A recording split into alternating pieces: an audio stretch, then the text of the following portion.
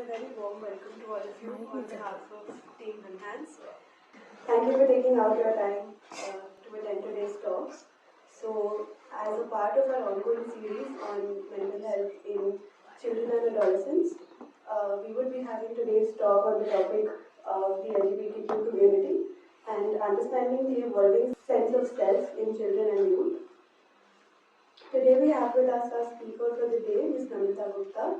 She is a practicing clinical psychologist at VIMHANS. She has done her graduation and post-graduation in psychology from the University of Delhi and completed her MPhil in clinical psychology from the Institute of Human Behavior and Allied Sciences, VIMHANS, Delhi.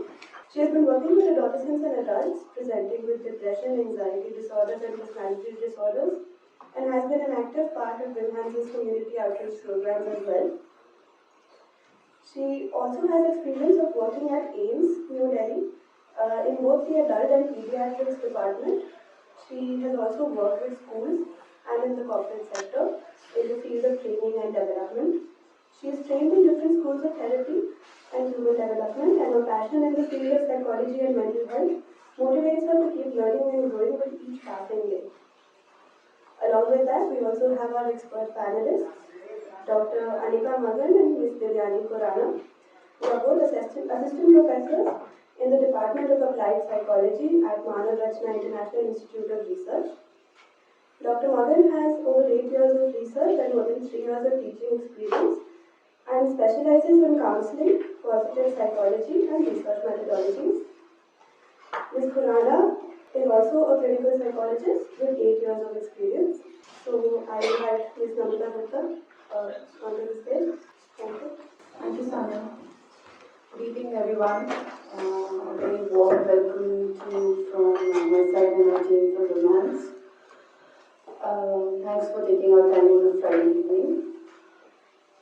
So the topic for today, as you all are likely aware, is LGBT and mental health. I'm seeing a mixed section of the audience, so I'll be keeping it more bi-directional, not necessary that we stick to a particular age group is what I'm thinking. All questions are welcome. If there is something that you maybe would want to ask in between, you could just raise your hand and I'd be comfortable taking the questions. The panelists also here would be comfortable to answer whatever you might want to speak with us about. So we'll begin with the evening for today. LGBT and mental health, the evolving sense of self in children and youth. If I say youth here, without sticking to the traditional age group of youth, adolescents to young adults or 25 years of age, I guess we all are youth here, so we can consider it as from a lifespan perspective. So the first question as a mental health professional and also from the concerning topic is, what is normal? Like any one of you who would want to sort of share what do they think is called normal, you could share with us. I think what's normal is something that is decided by a lot of people as a majority. Whatever they consider to be in the realm of possibilities is considered normal. So I'd like to ask who decides what's normal then? Society. Normalcy in itself is it's a social construct. The society at large, the masses, whatever it is also partly historical, like what has been going on. Any change of any nuance is not considered normal, per se, in a way. So masses decide. Yeah, very rightly pointed out some very important variables to understand how normalcy or the conceptualization of normal has been done for over generations and thousands of years actually, quite literally. May I get your name if that's okay? Adarsh. Okay. So Adarsh pointed out a few things. Masses together, what people together come together and think is normal, it is a social construct. It is also a very politically derived construct. People who had vested interest in Western medicine, religious congregation, different religions decided what normal and not so normal will be. Doctors medicalized it by the means of what gender or what organs a child was born with, and that is how the term gender came into being. Otherwise, it was just a child being born. But soon the child became an object to decide whether the child is a girl or a boy, basing on the private parts or the organs of the child was born with. So, like I pointed out, the people, the society, science, religion, for all of their vested interests, decided what normal might be. I'd like to ask, so when we are in a mental health setup, you go to a practitioner, MHP, mental health practitioner. How does one decide who is normal between the two? I know this is a very controversial thing I'm picking up, but it's an honest question. Like, how do you decide who's normal? Which side of the table does a normal person is a normal person sitting? MHPs are also not like we are not insured or we're not like completely safe of any kind of not having a mental illness, right? So the congregations, like I said, they decide what becomes norm, the population together. So the next question from the topic today is like, what's self? So how any of you identifies with what we call is self? I would like to keep it bidirectional, that's why I'm asking questions. I hope that will be okay. Any way you relate with self, please? That was exactly what I was trying to say, that if I'm comfortable with if you say gender, if I can identify myself with that gender, then that is myself. If I'm not able to identify with my gender and I feel that I am somebody else, some other gender in this body, then I do not identify as myself. Myself is that other gender, but this is only the body. Right. What ma'am is putting in words, I just would put them differently, but I completely agree with you. What I relate with becomes self is what she was trying to say. So there's like an ideal self and a real self. We put it in terms of, yeah, please go ahead, Anna. I agree with what she said, but also sometimes I think, actually most of the time, the realization of self comes when you're trying to drive yourself away from certain labels. Because it's very easy to conform to certain labels. But when you try to identify things in you which are different from certain established labels, I think that gives you a better understanding of the self. So, yeah, so prescribed definitions might help us identify who we are, but we might be standing different from that, right? I might pick up something from what a self of other or a friend or a peer might look like. There is an iota that I relate with, but rest I am different. I have my own way I feel, I think about myself, right? So, I, the self, constitutes a sense of self as knower and an actor, including self-realization, self-awareness, the self that is separate from the surroundings and the world. It has a private inner life that fuses with the me self. So I am me is what I'm trying to describe it here with, but essentially what ma'am and others have already pointed out. It is unique to my physical characteristics, my psychological and social characteristics. The self has an agency and knowing and remains stable yet evolving over time. So today I might be relating with myself in a particular way that yeah, I'm an introvert, but I like talking to certain people of my kind. So how do I decide what makes me understand about myself? So we have another word which now we relate with is an ambivert. So introvert in some situations, extrovert in some situations. But how myself I relate with is that conveniently when I want to meet certain people I have a common wavelength with, I find easy to communicate with, I have fondness is who I will be comfortable talking. Rest are, I think, more words for researchers, for other people to probably relate with. But how I relate with this, I like to talk to people who I find of same wavelength. The set of attributes, abilities, attitudes, values that an individual believes defines who she, they, them, he are. So I have tried to use the pronouns here which queer community relates with, he, she, they, them. Um, he, she is the normal cis population that relates with, which will come ahead. I'll discuss what cis population means, what heterosexuals, the male and the female relate with. But they, them, and many more pronouns is what the queer population or the queer community relates with. I guess if anyone is interested in going into the child population, I can discuss about it. Otherwise, we have a big, like a different age group. So whatever everyone's more okay with. Yeah, I would like to understand the child population. Okay, I'll discuss that. So from early childhood, around like 3 years of age, which is around preschoolers, they describe observable characteristics. They relate with, I like pink frog, or I want this frog, something which is very physical. This is my hand, I want to have food, something which is more concrete as how a child would speak with.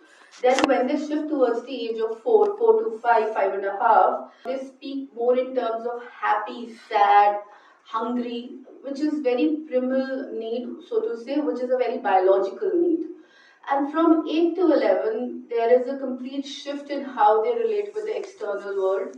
They start understanding their own competencies.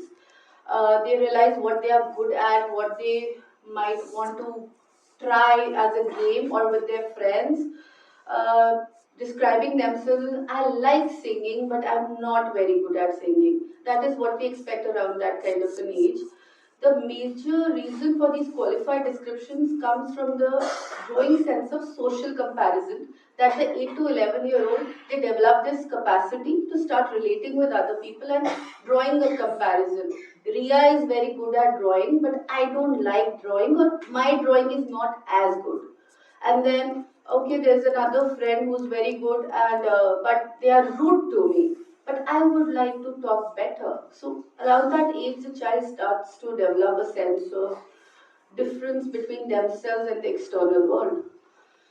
Adolescents, the social world expands for them. Contradictory self-descriptions become more common. Teenagers frequently worry over and start becoming restless over the big question that I think it's not just pertinent anymore to teenagers, but even to young adults and a lot of us, even until our 40s.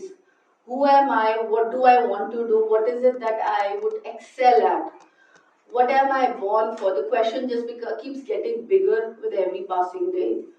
But yes, the adolescence is like the primal time when this conflict starts brewing. In middle to late adolescence, teenagers combine their traits and their sense of awareness. That psychological conflicts often change from one situation to another. In one situation, I might like something, but maybe in a different situation, if I'm put, my likes and dislikes would be completely contrary. As sociologist George Herbert Mead described, generalized other, the changing content of self is a product of growing cognitive capacities and feedbacks from others. So it's not just about how I understand my intellectual capacities that are growing with each passing day, my language competencies, but how others also view and give a feedback to me. How my parents maybe give a grim at something that I said, or if I used a cuss word and my mother just gave a glare to me. Or when I got good marks, my father was like, I'm super proud of you. So then the child picked up the concept that I will be given a good feedback if I do something good.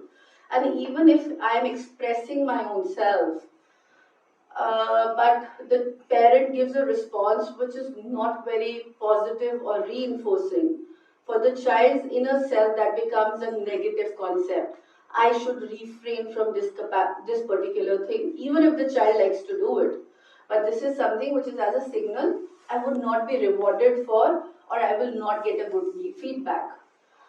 So, feedbacks from others start becoming part of self from age 8 onwards. Before that, we can say children are pretty much free, exploring. For them, the definition of love and relationships is very neutral. They have those smaller milestones where a girl relates with more girl-related or typical pink frocks or toys, but it's not the same even at that age for each child. We've seen girls who like to break remotes and play with Legos as much as the boys would like. So it's in our head as parents that the girls should have pink room and the boys should have a blue room, and we typecast them. All the declarations of a baby or pregnancy and everything are done with typical colors. Who actually said that the color blue? Like, where is this concept coming from? It's not a natural concept. It's been formed by people like us. So at what age does a child understand that it's a male or a female or other? So, gendered version starts around, like, basing on your private parts, on your organs, around 2.5 years. Also, because we take a child in a different loop, or the child is exploring their own body. That's how it starts, and then mother responds to a child in a certain way, and then you have a sibling. Even if the child doesn't develop the language, they are noticing these things. So, 2.5, 3 years onwards, the sense of gender starts developing. It's as early as that, and few parents encourage that. They are now, that's a concept actually, a gender neutral parenting, but others just take it as, अरे तू तो लड़का है, तू क्यों रो रहा है? अरे लड़के ऐसे थोड़ी करते हैं. Be a man, as small as like a 4-year-old boy. Be a man. I wonder what the child would actually be thinking, what the man means. So, a blend of what we imagine important people in our life think of us is what becomes a part of conflict that may arise is the ideal self and the real self that I previously mentioned. If there is a discrepancy between how I think should be the best version of something and what I know of my own self, and there's a huge gap, that increases distress in a child or even for us as adults. My parents or my wife or my partner, whoever the partner be, is viewing me to man up or show up in a particular way, but that doesn't resonate with my inner experience of a particular social construct. That is when the distress, the dissonance begins to brew. It's important to emphasize here diversity in sexual orientation and expression of one's gender have existed throughout history in every continent within a wide range of structures from thousands of years.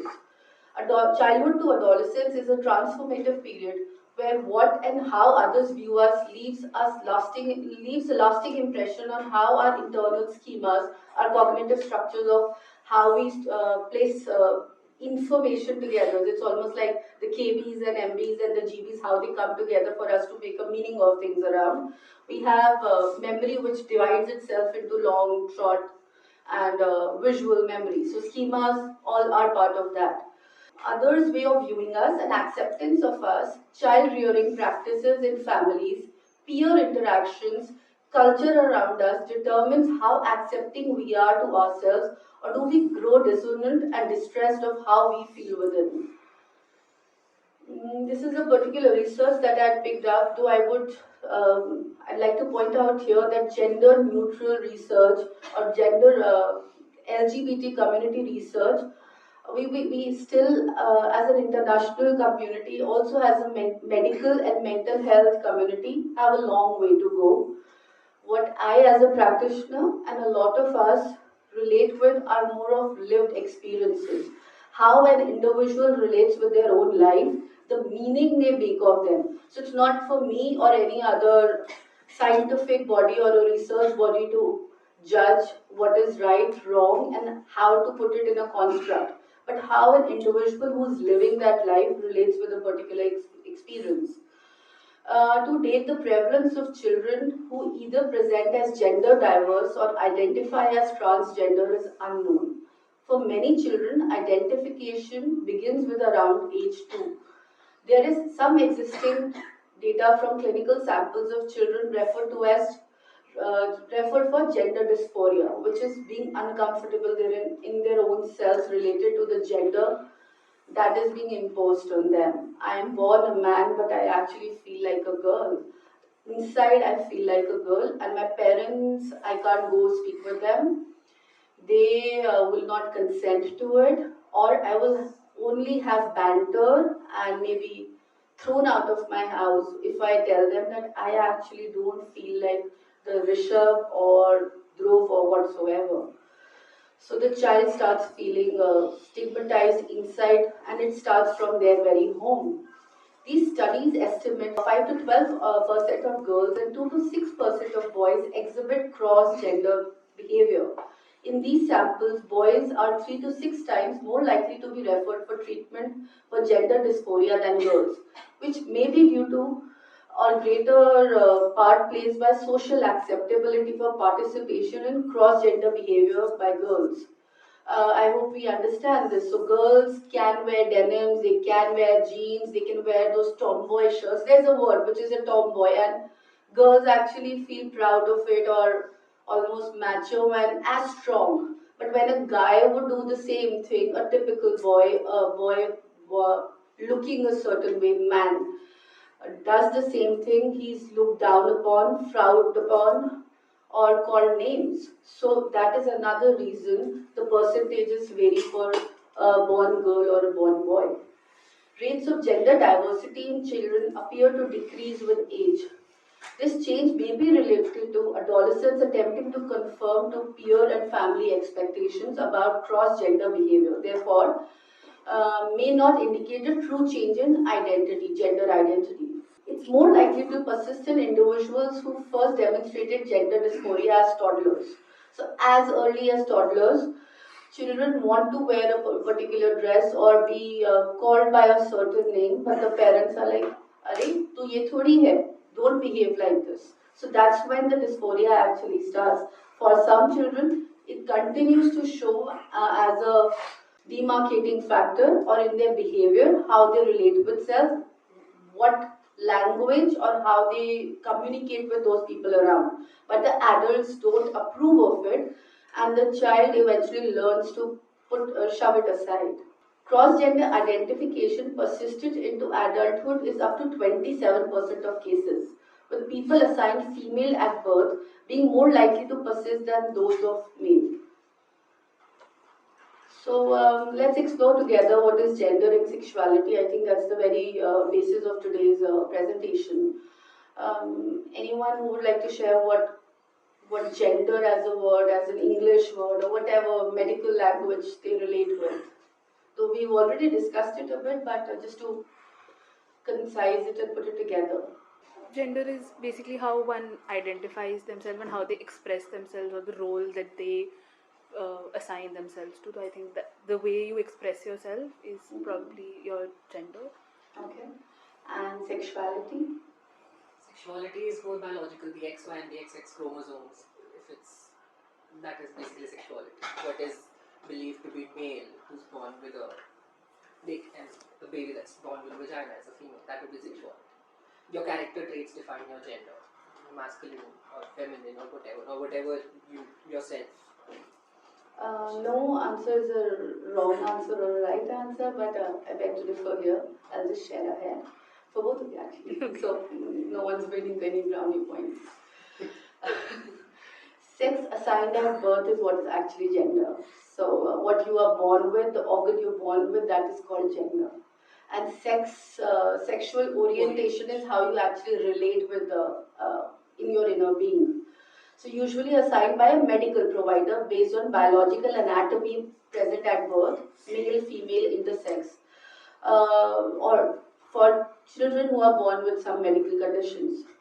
The feelings, behavior, attitudes that the culture attributes to a person's biological sex. So maybe I don't relate with it, but it's associated with a particular biological sex.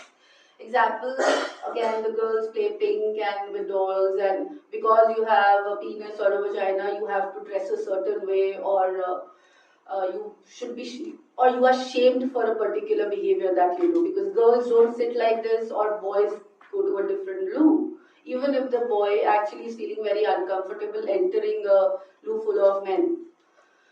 Sexuality, whereas, has an important role in development, health and well-being of a young person. It's an accepting, non-judgmental approach, and it's necessary to facilitate effective communication and support. So what sexuality is, it's not just about sexual behavior or sexual attraction. It is experience in day-to-day life about your relationship with yourself and your body. It is as much the kind of clothes you like to wear, the way you keep your hair, the accessory you choose to wear or not, the way you carry yourself, the way you see yourself, self-image and body image. So how I see my own self, what I experience in my own body is what sexuality or sexual orientation is. It is also intimately linked to the gender presentation and expression because we've already been stamped with the gender that we were born with. So like I had shared, children's usual sense of gender identity begins between the age 2 and between 2 to 5 it sort of consolidates because the family responds to us in a certain way and all of that. I'd also like to bring out an example where gender diverse boys typically experience more negative reactions from their parents and experience more victimization at school, like I had previously said. This is due to great latitude given to girls expressing masculine behaviors. मेरी बेटी कितनी strong है, मेरी बेटी बेटे की तरह है, मेरी बेटी है लेकिन मुझे बेटों की जरूरत नहीं है. Why is beti not just seen as a beti but constantly being compared with a counterpart or another gender? It undervalues females' behavior.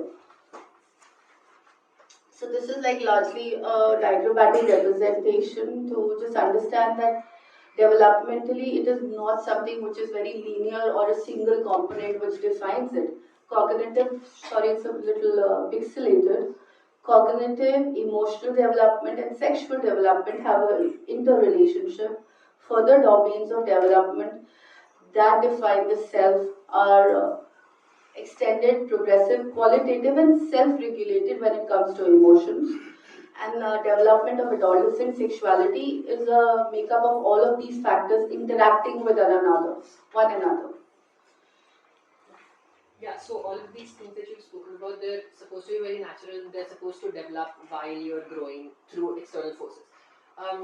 Another thing that I wanted to ask, adding to this, is if a child is going through in the very beginning years, infant years, 3-4 years age, when it's developing the ideas, if it's going through sexual harassment in that time, does that affect the kid and its sexual orientation or gender in a way? Because although it's supposed to when we're thinking about mental health, but at the same time, in the archaic times when they were trying to see LGBT or the community as a disease in a way, this explanation came in then. They used to say that when a child is born and it's sexually harassed or it goes through some sort of trauma, sexual trauma, that changes its sexual orientation or it differs it in such a way. But yeah, I understand your question. Yeah. Thanks for putting that across. It's a very important question.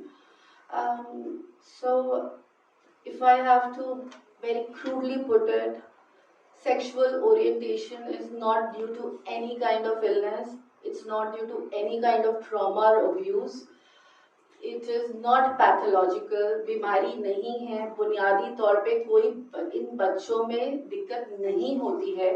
किसी बीमारी का असर या किसी event का असर नहीं है. It's not due to an X chromosome or Y chromosome. That could happen in any gender-defined male or female. Chromosomes and all of these dysregularities are in all of us. But that doesn't make me more feminine. How I relate with myself, that may be coming up in extra hair that I grow, or I have a mustache, or something which maybe as a female body is not suiting to me, but not necessarily that I would start feeling as a man. That is sexual orientation. I would like to answer in a very different way. Since I work with an NGO that works against and popularizing prevention of child sexual abuse.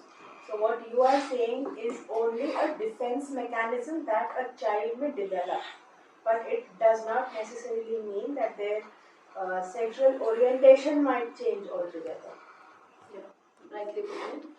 So, like we had shared before, self is constant on a basic level. So, if I relate as more being a male or female, it might evolve and more factors, more preferences, likes and dislikes might add to it.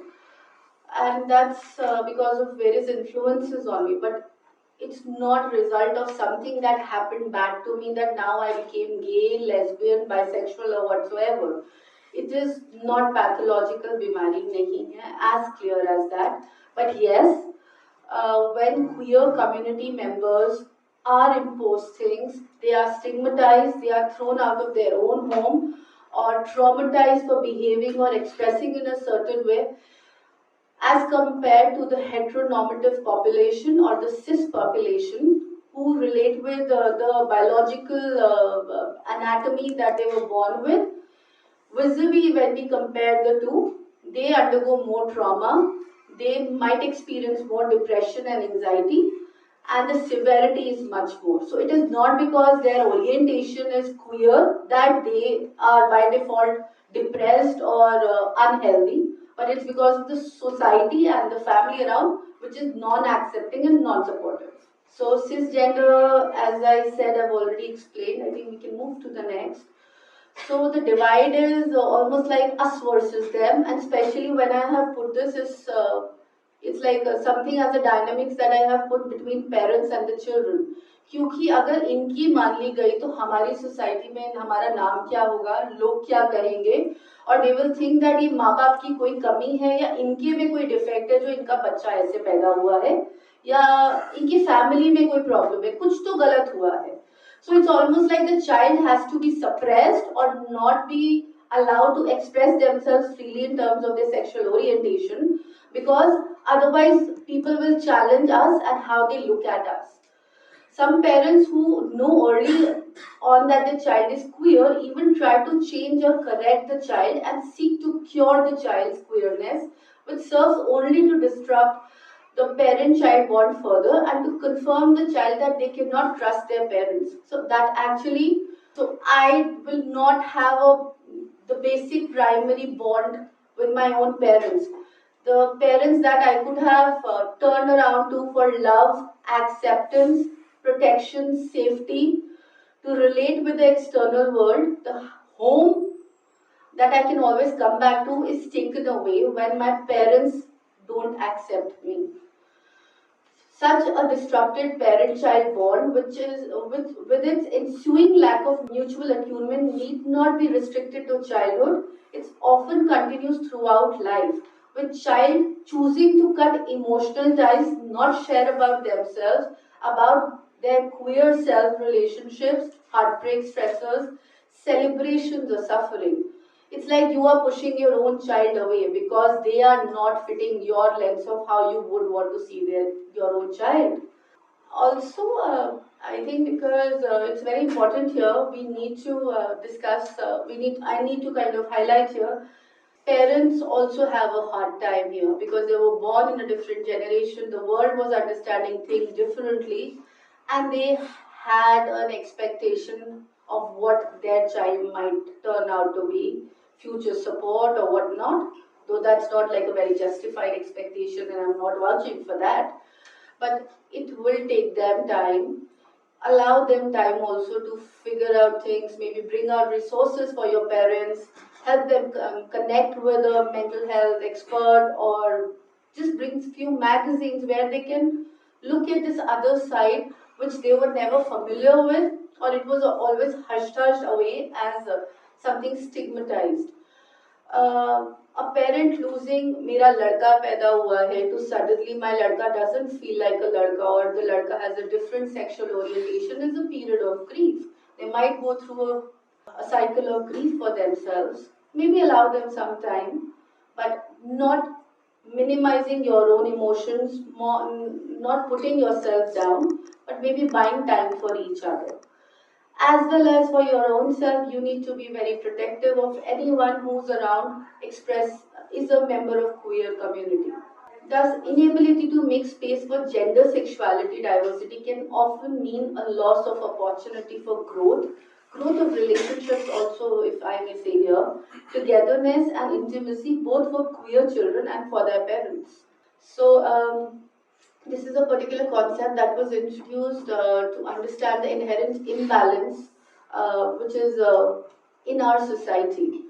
I would like you to throw a few words as to how you understand a typical relationship or people who are part of privileged crowd.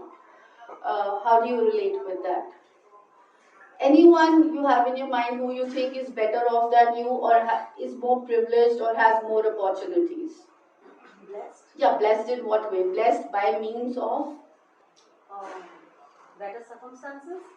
Yeah, maybe because of material possessions that they have, better status that they have. Better looks maybe. Yeah, better looks. And who decides better looks though? But yeah, very rightly said. Anything else? Yes, please. Or maybe they have opportunity to open up themselves because they are privileged. They can say or do anything they want. Yes, completely. Power. Yeah. Yeah, power by the means of power, being born in a certain status of family, belonging to a political background. Anything else? Some external forces that might push them towards achieving what they are looking at or becoming successful. Yes, religion is also one of the parts of it right now, especially more so in the current political scenario. Having to call a house a home when you have intimate relationships, born into a particular gotra or a particular caste, because of associations, having some privileges where you can enter and other people are abstained from. So all the people who oscillate towards the center are called the charm circle. This is not exactly like a presentation of a charm circle. I could show you the charm circle here, but this is more like people who are on the boundaries or the margins of charm circle feel very isolated and alone. That's what I'll try to show here, but I'll show you the charm circle as well.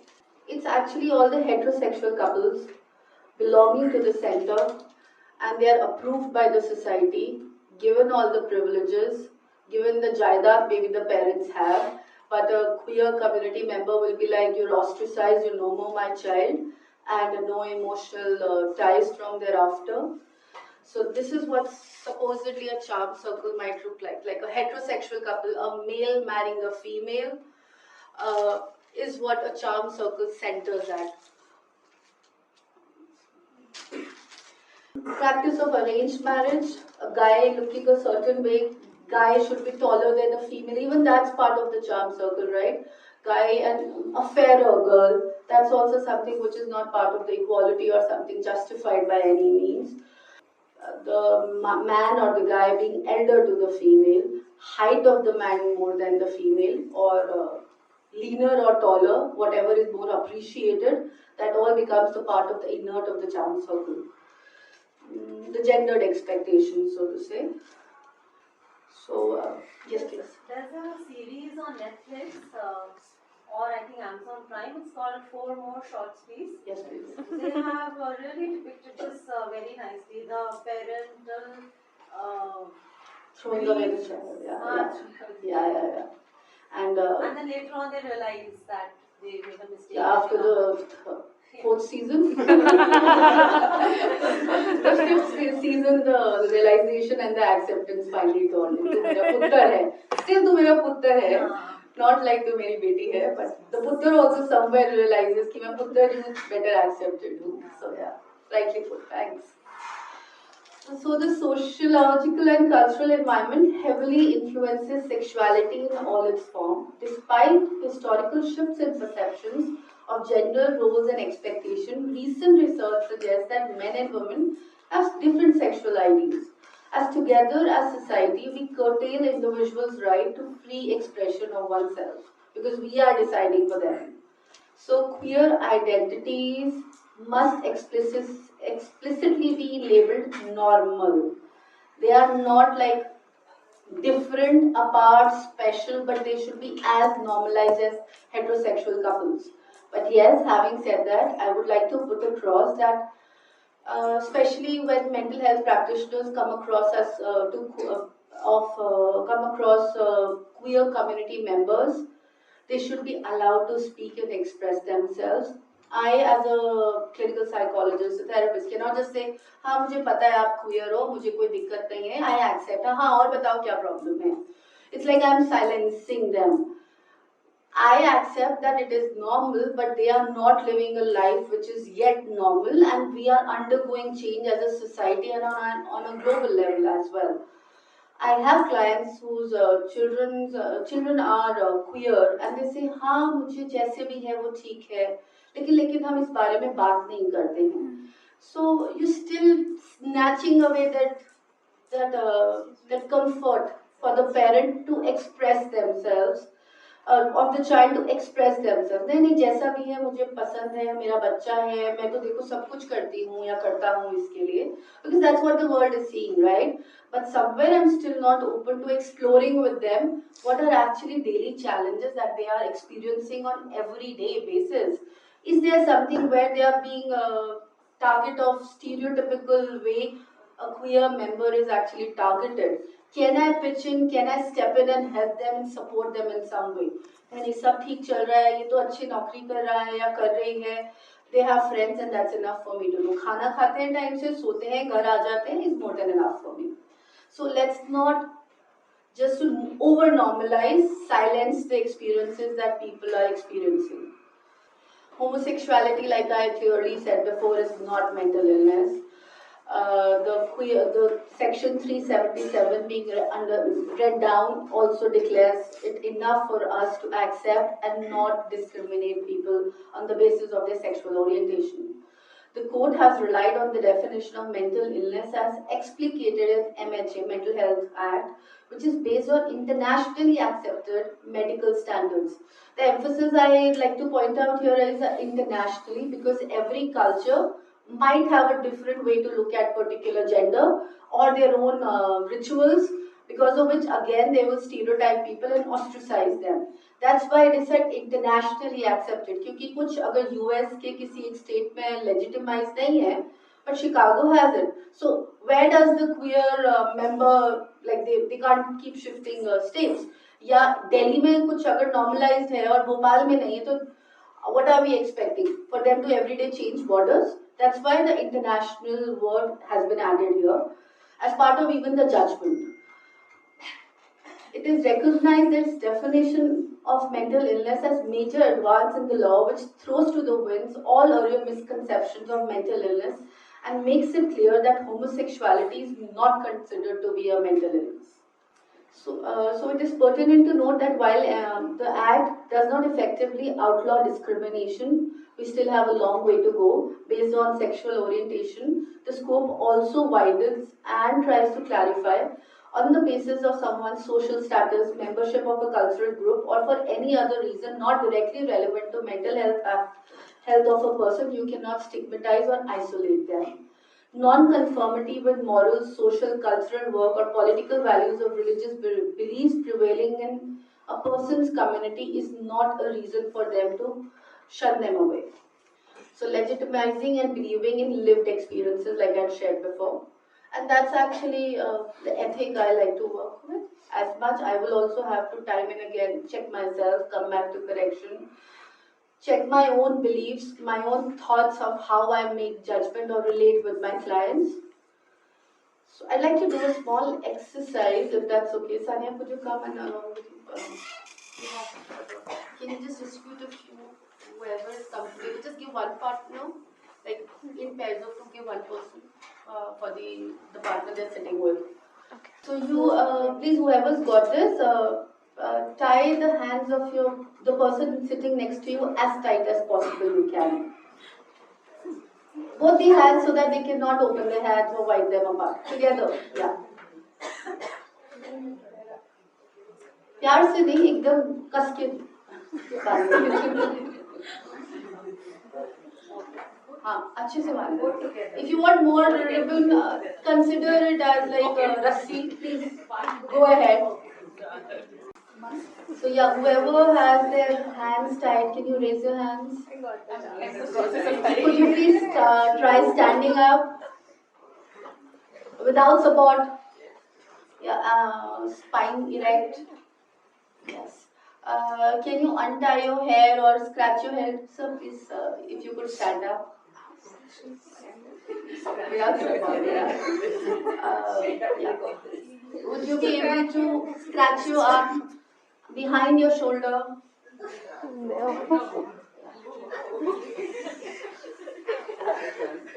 How easy is it or how comfortable is this? Not at all. And we have just tied your hands. Everything else inside your mind is pretty much free. You're free to actually move out, walk out also. Your legs are not tied. I will go. Yeah. Please take a seat back. You could sit back. So the people who were tying the other person, how did they feel when I said kas ke bandna, achhe se bandna? Please explain. Please share whatever you felt. Happy? The oppressors always have fun. People have to be little cautious of people here. What else? Powerful? Finally. Yeah, finally, yeah. Powerful, yeah. So powerful, happy, ecstasy, sense of superiority, sense of authority. I could impose my whatever I want onto you now because you're in my control. Yeah? Finally got the chance to How did you untie yourself? अब लगता है ज़्यादा जोर से अच्छे से नहीं बांधा उसने. ठीक है. Probably because there was a consent involved. Yeah. So that made all the difference.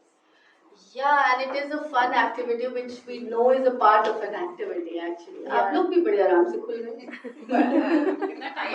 So, I would like to share here, time, she said. So, though we felt powerful, time, but the person whom we are tying, he is not feeling free. He is saying, kholo up. Here comes the problem. Whom we are सिर्फ एक ही ने ठीक से बांधा मुझे लग रहा है बाकी सब तो खुल ही गए. And I had not given the instructions yet to kind of untie or help the person. आपको खुलना है? Okay, you can help. Maybe just provide the scissors. You could just cut and keep the scissor with you. But I was careful that she shouldn't get hurt. Yeah, so people around us are actually are very careful to hurt, to impose our way of looking at the world on them, or to suppress them. Because इनकी बात सही हुई तो मैं गलत हूँ कहीं ना कहीं, right? You were here careful because it was part of an activity. You care about the other person, right? So I'd like to do a little activity. You all can sit where you are. The activity is called A Day in the Closet. I'll just share the reason why we're doing this. So heterosexuality is woven into everyday life in such a way that those with this kind of sexuality are often not even aware of the ways in which their sexuality plays out. In sexuality, only about our attraction. Is it about just that? Feelings, desire? If we are heterosexual, part of the center of this charm circle, then what are the many ways in which this gets expressed in our daily life, even without our realization? And this is for the queer member as well as the heterosexuals or the cis people here. I'll give you the instructions. I would want you to reflect upon it. Please follow the instructions. So for one whole day, imagine, whoever finds it easy to imagine and go through the instructions, closing their eyes, feel free, whatever comforts you, just be with us. For one whole day, from morning to night, just make mental notes right now about your reflections. You could even write down because everyone's like handcuff free right now. And also think about particular events like Diwali just went by, Christmas is coming, or any other national holiday we had, 15th August maybe. A regular day, live this day, do all your daily chores, work, usual social and family interactions, and so on. The only thing different today, on whatever one day that you've chosen mentally, I'd like you to focus on that. Is that you will not make a reference to your sexuality or your sexual relational life. For instance, in your conversations, no talk about your husband, wife, in-laws, children, girlfriend or boyfriend, or dressing or grooming in a certain way. No markers of marriage, no wedding bands, no Mangal Sutra, no wearing chudis or whatsoever the background is. Or either dress in a particular way which resembles more of the gender or the sexual orientation that you practice in your day-to-day life. Can you all go through it? Can you think about a particular day? This also means that you do not initiate nor do you respond to other people if the conversation is about पापा ने ये किया, mummy ने ये किया, husband ने ये कहा, girlfriend ने ये बोला, nothing of that. So imagine your day, your whatever event you have thought of in your head without these social constructs. Also observe now that how many times other people make a reference to the sexuality and or marriage while you're talking about it, or a relation that you might be in or maybe you want to be in. Please observe to your own self about the kind of information that's going in your mind right now, about those or any relationship that maybe now you left with to think about on a particular day that you chose. Would anyone like to share their experience of what they conceived of in their mind? No relationships, no religious symbols, no marriage symbols, no particular way of dressing or grooming, no connotation left of whatsoever relational capacity. Anyone? Anyone of you? You'll be lonely, like you'll feel Be very louder. isolated. And What will you talk also about in that? Nothing's left, right? yeah, because yeah, whatever conversations we have with our friends, or at least my peers. Sorry? Sit with the book all day. Yeah, That will also Or be even that. gendered and sex. Yeah. Correct. Written, like Yeah. by a male or a female Female. from a certain perspective. I would feel very free actually. Yes. Okay, Actually. that's refreshing. You can try one more day. Actually, let's see. It's very difficult. It's very difficult. Yeah, but yes, that liberation is there, and I understand what you're saying. Yeah. I chose Diwali date, Yeah. and the whole day I was with myself, doing the house chores or cleanliness and all. I was with myself, and I was Where were your at children? ease. Where were your children? Where was your partner? They were at their place, and I was in my space. I was in my space. Sorry, ma'am, you're actually filtering information. Yes, ma'am, you wanted to say something? Past 3 months, Yeah. I've been living like that. Yeah. I'm single. So I was completely alone on my own. And I used to dress up maybe once or twice when I went out. But other than Diwali and Dashera, I don't think I made any special mention or did anything special to look more of my gender as a female. But other than that, yes, I was home and I did whatever I felt like.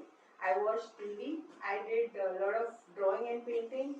I also did a lot of presentations, made presentations and all. And when you stepped out, what was your dressing like?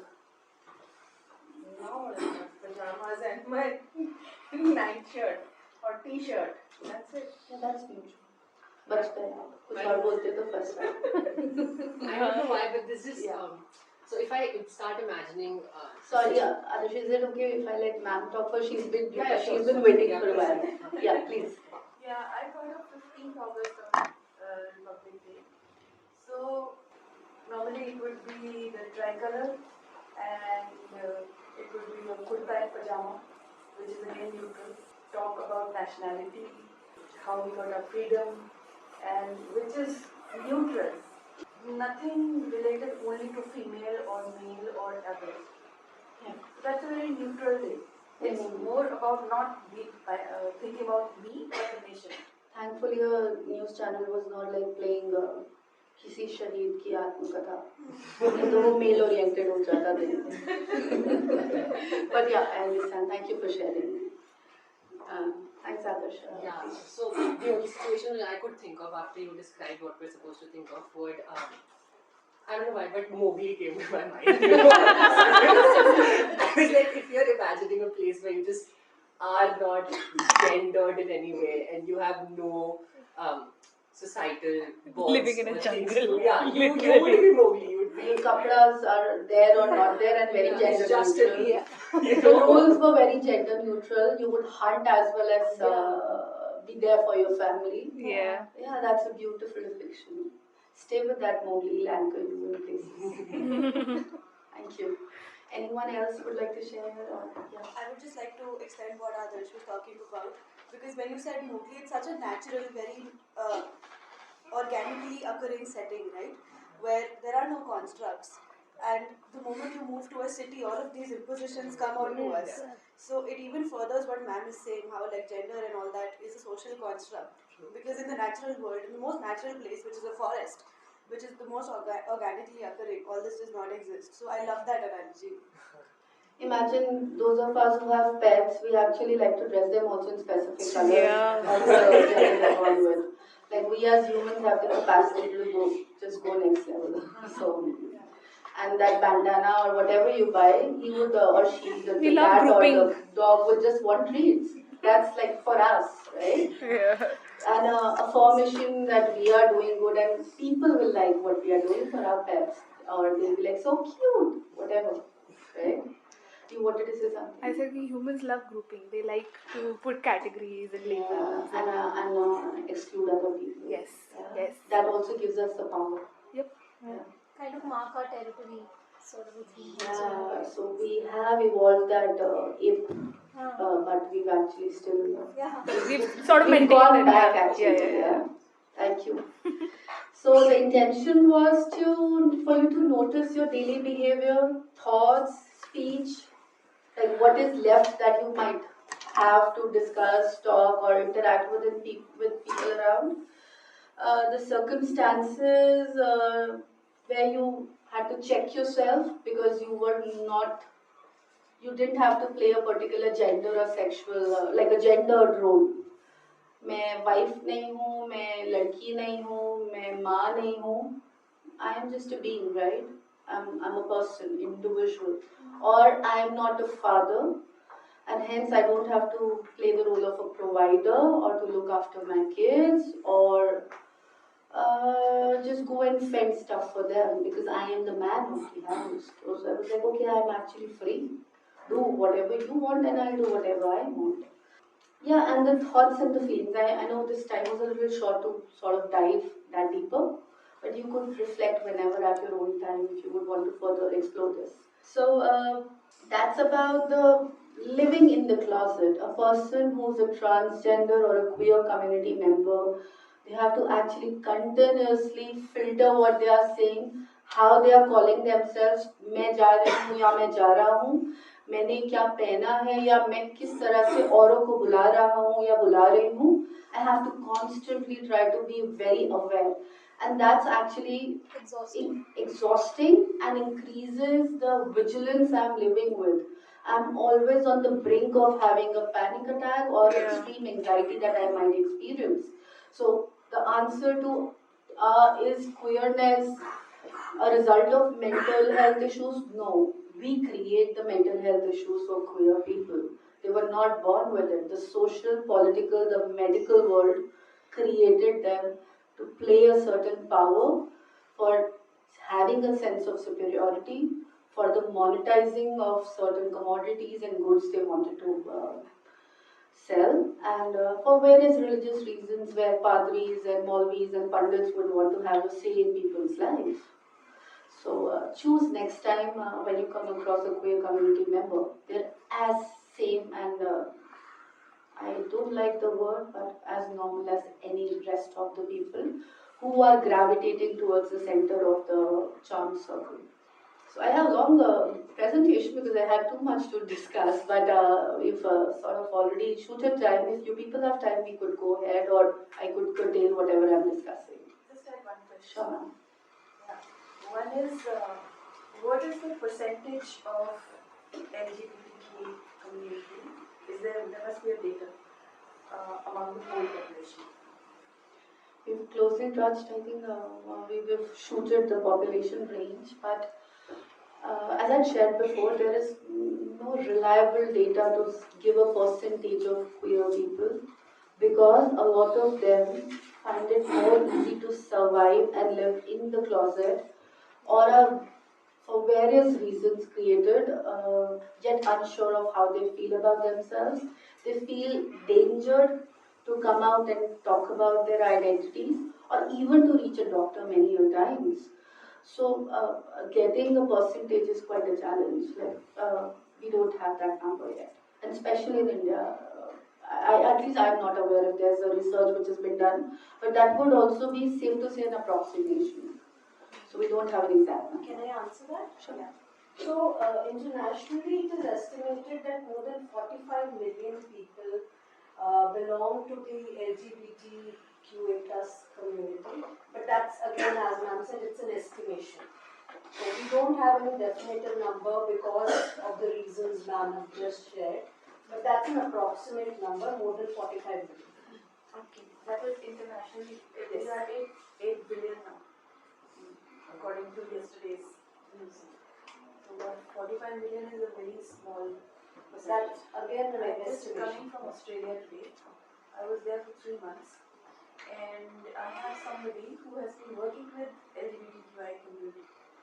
So, according to them, 23% population is some percentage or more of LGBTQI, which is 1/4 of the population, which is, I mean, too much. Now, there is I'm pure science background, so there is also a range of genetically where we can group them into LGBTQI, right? Yeah, So there's a spectrum. Yeah, there is spectrum. Spectrum of experience as how they relate with themselves. I don't know if you're meaning it biologically or on basis of some blood reports or genes. Like, could you elaborate? Genes. Okay. So there's a thing. It's not like XXY or XYY will be queer. I don't like to use the word queer actually. But you were saying that LGBTQI maybe is a normal XX female, but feel like Yeah, that is how they relate with their world and with themselves inside. Like, okay, even our medical professionals actually go through this. So there is a lot of science to say too many things. So किसी को hypothyroid होगा, किसी को hypothyroid होगा. I relate with an example of a family member who was taken to a homeopath years ago just because they were having some issues which were more menstrual in nature, feminine nature. And because this doctor, who was a very dignified, he's passed away recently, very dignified and a senior person in the field, he was a Punjabi man, अपनी कुड़ियों ਨੂੰ suit पहनाया करो. Sorry, I'm bad at Punjabi. तो आपकी बेटियों को, because उनको लगा उनको हार्मोनल डिसबैलेंस है, तो ऐसा करो इनको सूट ज्यादा पहनाओ, because that will bring out the more feminine side and hence also resolve the hormonal issues. If that is what science and medical practitioners are, we actually, that's why I related that lived experience is something which we need to sort of relate with and let the people be with whatever. Who are we to judge actually? Like I said, मैं यहाँ बैठी हूँ and there's another person relating with depression. Who am I to judge? I can help them, support them, but calling them inferior to me or sick in a particular way or less capable, like that's not justified by any which, and that's a social construct, right? Because ये पागल हैं, या इनमें कमी है, या ये पैदा ही ऐसे हुए थे. Like in the olden times, I would like to call archaic times, those individuals who were diagnosed with schizophrenia used to be called, like their mothers used to be called schizophrenic mothers or refrigerated mothers, that the mothers had something wrong with their genes and they are ill in some way. Yes, genetic, if so to say in a very medical way, certain things, but that is something I'm saying mental illness, which is a disorder. But queerness is not a disorder, it's not a pathology. So, आपके मेरे भी genes में, I can't say on a neurotransmitter level or a hormonal level, maybe there's something which is making me thin or fat, less fair, dark. How would that decide my sexual orientation or how I feel about myself? That's what the point I'm trying to discuss here. If you have something you want to differ with, please most welcome. Like, no one, it's very okay. Thank you. And yes, I had statistics for Australia, but I was like, maybe India mein nahi hai.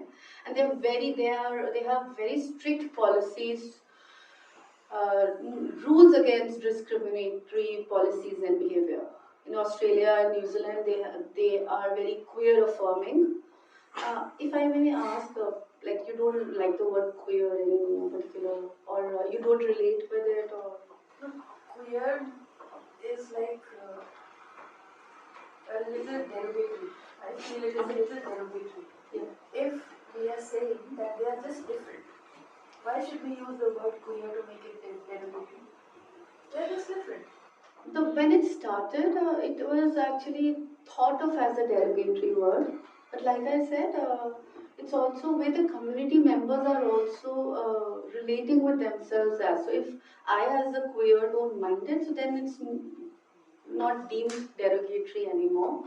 Otherwise, there are a lot of variations. Like you said, the spectrum is too wide. Bisexuals, fluid in their own sexuality, still not out, a lot of it, like demisexuals. So all of them together is they associate as a single word called queer.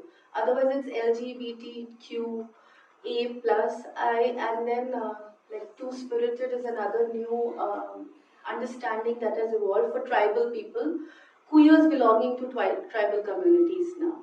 So that's like I think queer is something they also relate with. It's like a concise way of relating with the community together. Thank you for sharing. Is that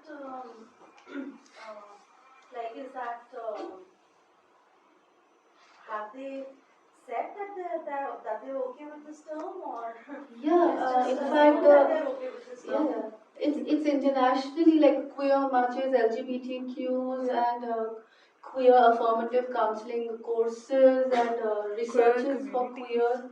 So it's been like sanctioned, I guess, And mutually accepted. sanctioned So and like related. earlier, so like earlier it was just LGBTQ, but now there's a whole new terminologies added to that, pansexuals. Yeah, So demisexuals, asexuals. Would you familiarize us with some of those, because I have no idea. I could share resources with you. Like it will be out of the, but I can do that. I would like to. Sure. Also, if this would help, so there's this book, it's newly published, Anirudh Mahale's Get Out. So he has given a list of terminologies. It's almost like a dictionary of 3-4 pages within the book. That's very interesting. I mean, if you like reading, Thank you for sharing. Another thing I had a kind of question. So, I looking for some sort of answers or solution to it. I see some sort of a dead end or blind spot even when we're talking about people coming up, or when we're talking about clinical psychology and psychologists intervening and helping mental health. So the role of clinical psychologist will only come once the person is ready to accept themselves and is out of the closet, right? You cannot really, and this is a very vicious circle. They're stuck in it, because when you're closeted, there are a lot of factors which are telling you to stay in the closet, and there are a lot of things that are happening outside which are making you more scared of coming out. And even after some people come out, there are still cases where people want to go back in the closet because of the things that are happening around, right? So what is a way of breaking this kind of circle? Because especially in smaller towns, like I did my 11th and 12th from Allahabad, so it was very difficult for me to even speak about myself, or to anybody, even it be the psychologists in the school or the counselors. It was very difficult to speak to them. So this is kind of a blind spot, because the people who are in the closet are more vulnerable to all sorts of things. Even if you're going out and dating, there are different, you can easily be manipulated since in the closet. You get involved in chemsex due to manipulation. There are so many things. You're more vulnerable than the people who are out. And at the same time, it's more difficult to help the people out who are in the closet. especially through mental health professionals. So, what is a way? Do you see a way of breaking this cycle? Because is awareness enough? The cycle starts breaking with each of us starting to speak, not just for ourselves, but this person sitting right next to us. हमने बड़े मजे से बांधा भी है, पर वो बांधने का एक जो फील होता है, किसी को दर्द हुआ और किसी को मजा आया, but we could experience some emotion, right? And then you also experience something for your own self when you were tying it for the other person or were tied. That's one thing. Another, I think it's not just when you want to come out and figure how to come out, is when you reach a mental health professional, a therapist, counselor, psychiatrist. Yes, I relate that a lot of us, I'd say us as a community, still don't understand what's happening, because even a lot of psychology texts so far, at least nothing until 2017, 2018, was still working on the old premises. The new diagnostic classifications are also helping medical professionals, psychologists, psychiatrists to question themselves, general practitioners, because they will have to look at it, and it's global, right? Those diagnostic classifications are world over. Also, as a queer person or a member of the queer community, one doesn't have to only reach a mental health professional when they're at the brink of breaking down, or because they don't know how to come out. Day-to-day basis, all of us go through struggles. That's also part of the culture or the larger geography we are living in. Indians still don't know, all of us collectively together, कि हम normal चीजों के लिए भी psychologist के पास जा सकते हैं. Not that the mole becomes a mountain and तभी पहुंचना है. And yes, so what you're sharing is what we call as unique life stressors that are experienced by members of the queer community. They are much more than people who associate as heteronormatives. Coming out is a challenge, and as sex, rape, and other things can be dangerous for heteronormative people, so is for the queer members. Just because another person is queer doesn't mean that they will have hunky-dory, because they have a community. People will remain people. The underlining tendencies don't change, right? The vulnerabilities still don't change. So we have to support one another. That is for sure something undeniable. And yes, reach out for help, whoever that person might be. A friend you can relate with, a friend you know might judge you at the start, but will come around. So who to come out is also a big challenge. You can't just go out and speak to any person, because each person comes with a motive, and that's the complexity of human psychology. Yeah. So, I would not share intricate details about my wealth or my background to anybody. It's not anywhere gendered or sexualized, right? But we have to be cautious of people. So that's when you can look out for resources. I can share the list of resources, and you can reach the right people. Thank you. So, recently I just happened to watch the Satyame Jayate episode, which was launched or released in 2014. That was, I think, one of the first initiatives to educate the society about this community. Formal attempt, I think, it was made, and it was quite an impactful one. From then, when there was very less awareness about it, to now, when there's a lot of awareness about it, we see a lot of children actually just talking about it very candidly, very casually, very normally, and they're, I think, overthinking about their own tendencies and orientations. They're overdoing it overly, I think. And because I think they think that it is supposed to be done, or they need to, they're supposed, I don't know, what is happening, but in this keenness to overanalyze or overthink or overindulge in this, even when they don't have such orientation, they are, thinking that they may have. Because the children are exploring their own selves, their sexuality in that age, especially adolescence, and it's not formed rigidly. And because of that, now there's more anxiety, more In them or the loneliness, parents? more, huh? In them more or In the them parents? also, in them also, because the children are calling each other names. Yeah. The other person is trying to identify for the other person that, okay, you're this. A very keen observation here that I'd like to share is that a lot of times when the child also doesn't know their orientation or still hasn't come to terms with it, or other people, teachers, their parents don't know, the bullies have already picked it up. इस पे कुछ अलग है, इसको छेड़ते हैं. So that's there. I'd just like to, like Adarsh has mentioned, I think the acceptance from family comes first because मुझे दुनिया से धक्के मिल सकते हैं, but if I have a home to go back to, I will still feel safe. My need to safety, my need to love and acceptance of being nourished, of having food and shelter are the most basic primal needs. If I have a home and people to call my own, problems तब भी आएंगी, but उतनी नहीं आएंगी. मैं suicidal ideation तक शायद नहीं पहुंचूं. Maybe I will just have those spurts of sadness, but I will be having hands to hold. So, what I'm trying to say is that the children are, this is a very core concept of their survival. And they are in the stage where they are trying to understand themselves. And this is a very important aspect of their development and growth.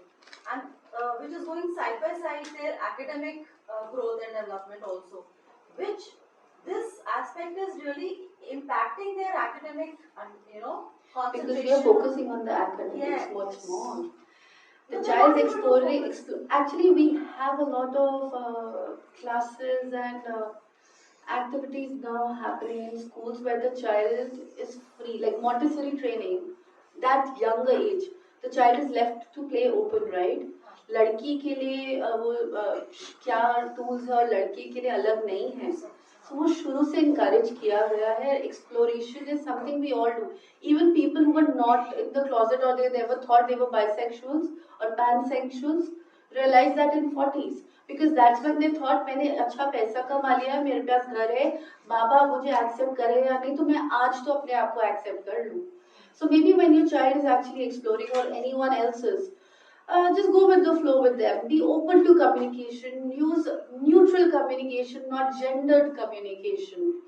Don't hush them away. Yeah, I understand. I am a psychologist and I teach in schools and I observe these behaviors in schools. Yeah. I'm just saying that maybe is there a need to have some intervention where they can actually come at a formal level to understand these terms properly, because they're all, कहीं Google से कुछ पढ़ लिया. Term जरूरी नहीं है. मैं क्या experience कर रही हूँ. Term is just a thappa which has been now Oxford. Like it's in a thesaurus or a dictionary now. But what am I relating before rushing into putting a word to it? Let me stay with the experience and teachers and counselors as you can hold them in that during the process. And there's no rush to reach a particular term. There's a deadline to Or it. identity. And another thing about what she was talking about. So we see this. So she was talking about how kids are trying to explore and conform to certain things, right? This, I think, happens in all the movements we see in history, be it feminism or anything, right? But when you are helping them out or you're trying to spread awareness, if you try to curtail on spreading awareness, then you would never be able to reach that level of freedom which is needed. If while giving them the freedom or while trying to give them the freedom, you start thinking about if this freedom is a little too much for them, then that freedom would never actually be given. Yeah, that's what I feel. Yeah, बहुत ज़्यादा हो गया. Yeah. Same with feminism. Extra I mean, कर रहे. already, like, there are people today who believe women are free. They're not. Okay, there are several constraints that especially men would not feel that women are free. But they started believing that, oh, पहन तो रहे, ये कर तो रहे, allow तो कर देता हूँ, allow करता हूँ, skirt तो पहन के लोग घूम रहे. So these are certain things which show some sort of freedom and people start believing that that is freedom. But they don't see the very little things But that this is just a being trying to express and live by themselves just as they want. Like why the labeling, why putting stamps on it and decide who puts the stamp. That's the whole question. And I believe the reason probably why they feel so anxious when they're exploring themselves is that they don't feel that it will be accepted. That is why, as people who are around, like, we don't give enough Space. Yeah, positivity we or don't space create from that our space side. for We them. don't give them that kind of space to any kid. So that is why they feel anxious. Like, why should a kid growing up feel anxious? Yeah, Trying to why, explore themselves. anxiety is more worthy or more precious is the child or the person right next to you, whichever age. Yes, ma'am. I would take this in furtherance to what she has said, but it is not about a child, it is about a grown-up adult. The person has worked very closely with the LGBTQI community, and during that span of time, with the due amount of time that they have spent within uh, during the interactions, now this person has started having doubts about themselves.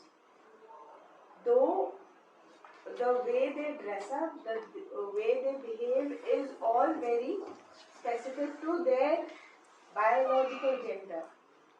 So the sexual orientation in terms of gender is, for the others, it is very correct. But then they having doubts about their own orientation. So is that overthinking? Is that anxiety? Is that, how would you define it? What is that? Because that person is definitely not LGBTQ person. I think, though I'd just like to say definitely is a strong word, but yeah. And that could be very specific to that person, whether it is anxiety, whether it is a doubt, whether they have just gotten the opportunity to explore themselves, which was never given to them as a result of what the society terms as normal and abnormal. Right? Often we stop adolescents from exploring themselves, and there is where we are actually not giving them the space to get a good understanding of who they are and what they wish to relate to. So as family, how do we help them identify themselves? It's a long process. The first step starts with listening to them, what they are feeling inside. What is it that the doubt they have? What is it that they wish to express to you? And giving them that comfort that you are there to hear at least. So it's more about listening and understanding than actually pushing them towards the side or maybe correcting them and telling them, no, this is just a doubt that you have, or you have lived your entire life a certain way. It's just that your experience has probably manipulated your thinking a little or you're overthinking. Let them speak first, and then only maybe you can work around what it is. I'd just like to add one important point which completely got missed, and this is last from me. A lot of people come to us कि मुझे ठीक कर दो, या मेरे में कोई problem है, या फैमिली भी साथ में आती है कि हम अपने बच्चे की शादी कराना चाहते हैं, या ये आगे सर्वाइव कैसे करेंगे. आप वो बच्चा है, केपेबल है, just because the sexual orientation is a certain way doesn't make them unfit or less capable. Make them so fit mentally by giving them that unconditional support that they can face whatever comes tomorrow. अगर बुनियाद ही week हो गई है क्योंकि मैं ही अपने बच्चे को एक्सेप्ट नहीं कर रहा हूँ या कर रही हूँ, तो वैसे भी the tomorrow is very uncertain, not just for them but all of us, but it becomes more challenging for the members for queer community. I have a client currently who's from the outskirts of UP. Multiple times came all the way from UP, but एक ही था कि ma'am मुझे पता है मैं क्या चाहती हूँ, लेकिन मेरी फैमिली का क्या होगा, वो लोग मर जाएंगे, मुझे किसी तरह ठीक कर दीजिए. And she was actually engaged last week. She wasn't even oriented while in the session. She was helplessly crying. And I said, who took the decision? She said, I took it because हम नहीं जानते, नहीं तो कल क्या होगा. So if that is what family and support looks like, better maybe at times to walk your dog.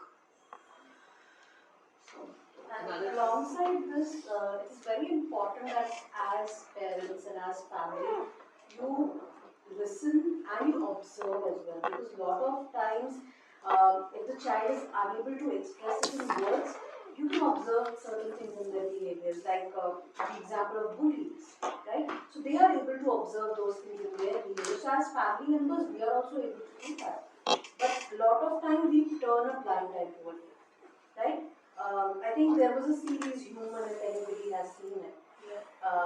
So the actor Kriti Kulhari, so she was a lesbian, and she was constantly, turned into an obsessive liar to basically not get out of the closet. She had a girlfriend, but she was married to another person. So the life she was living a double life. She was something in front of her girlfriend, and she was something else in front of everybody else around her in the family. So it's very important that you listen and observe as well. So, continuing to your suggestion or the feedback, I must say the way ma'am is saying that family is saying or the child is saying कि मुझे ठीक कर दो. In a way, the family must support the child, must encourage the child. You are very well fit, and I have attended the supervisory committee meeting of this people also. There also it is shared, कि each and every person has got this inherent capacity, be it what all community, and every level they are there. So I don't know why the family or the child is being discouraged. So we must carry from here, from this talk, and the more and more talk should be there. The way it is said कि Indian कितने हैं या data है या नहीं है, but yeah, we should suggest and we should be on the open platform for these people. And each of us carries that feminine and masculine side to us. Each of us. And we all go through those confusions at some time. How long would that last? We don't know. But all of us go through it at some point in the life. Okay, it's normal. It's normative now. Let's take it like that. So, for as a parent or as family, it is best to just sit back and wait for the that particular family member to resolve their confusion and just Hold their hand, let them talk, say whatever you might decide to or feel to pour on, not decide. It's fine. And it may change after 10 days or all of this confusion, you're not alone in this. So from a trauma perspective, something becomes trauma for an individual when the only person experiencing that life situation is just themselves and they had no one to turn around to. So we can't just sit back, be with them and say whatever, however you're feeling, you can always turn around to me and we can talk it out together. And whatever you feel, I'm hearing it. At times just bearing the hearing board is also fine.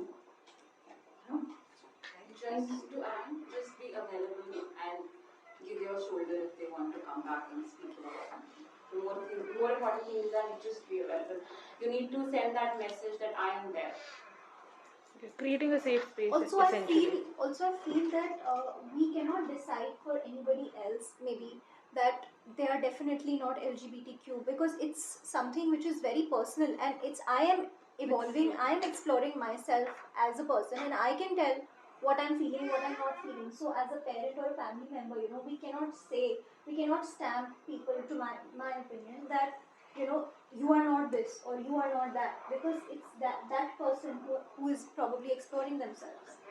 Maybe as family members, it's okay to not put ourselves first all the time and let the person be first and be with them in the process. That is what constitutes a family. Otherwise, what you're saying is very right. But when it is a family, it is a union of many people living together who have been staying together with a purpose, and everybody is concerned about each other. So it is a very, very intricate network for that small number of group of people who are living together. And one person who is having doubts will definitely affect people living around that person. So one person identifying and confused or doubting themselves is If the person is left to be confused in their room in the solitude, that's when it becomes a problem. Exactly. And one of the unique life stressors for the queer community members is the fear that they will be left out or they will not have the relationships to relish, family to go back to. So exactly the point that you actually hold the space for them. A lot of adolescents or young adults actually choose heteronormative lives because नहीं तो मेरे पास कोई अपना नहीं बचेगा या कोई मुझे एक्सेप्ट नहीं करेगा which is also something that we call as internalized homophobia. मेरे लिए मैं खुद ही डिस्गस्ट हूँ क्योंकि मुझे कोई मैं जैसी हूँ या जैसा हूँ नहीं मानेगा. So I detest myself, I go into depression, I have bouts of anxiety, I even have suicidal ideation, and who knows when the next step happens. Sorry, I'm putting it very bluntly, but that's how the spiral goes, right? Yes. So basically, it is for, as you said, it is best to do hand holding, be available, and not be more judgmental. Yeah. With that. Why don't you actually seek a mental health practitioner? Go to a psychologist. Let them go through some personal, like individual therapy sessions, and the family can go for family therapy. They will help you not just to make you go to a particular stance, this or that. वो आपके लिए decision making नहीं करें, but they will help you in the process and say whichever way it is okay. It is not to kind of make you biased towards one side or the other, but just be okay with the stance that this is normal. That's it. I hope that helps. Yeah. Yes, please. I think we have time for one last question, and then any closing comments. And do you want to say the question? I just wanted to share something really funny. I mean, it's not funny; it's quite offensive, but funny in the same way. Now I look back at it. So, do you want us to laugh or not laugh? Oh, please laugh. Offensively funny. Yes, offensively laugh at this. So, while I was questioning myself and coming out, as she said, somebody's doing it. In that time, one person, I wouldn't mention who, I went to them and I felt safe coming out in front of them. So I went and I told them that I'm questioning myself. The first thing, they were first of all, they were shocked. Okay, and they were like, oh, you're questioning yourself. I was like, yeah. The one and the only thing they said was, get paid sex. I was like, oh my god. And so, I mean, yeah, they kind of asked me to explore, but I don't know. It was just get paid sex and that was it for them. I will be thrown big side. Yes, the parents will be petrified right now. But I'm sure सबने कुछ अपने लिए किया होगा, that's fine. So whatever seems fit, unless you are hurting another person or hurting your own self, unless you are leading to that last point where you decide this is the end, just because the society or the people you thought were closest to you want some other way, everything's okay actually. Please maintain your own personal boundary. Don't hurt yourself, and neither do try and avenge from another person. So that will be all for the evening. Anything you want to put share? Nothing in particular. I think you've already summarized it. Thank you so much. Thanks everyone for attending today. Thank you.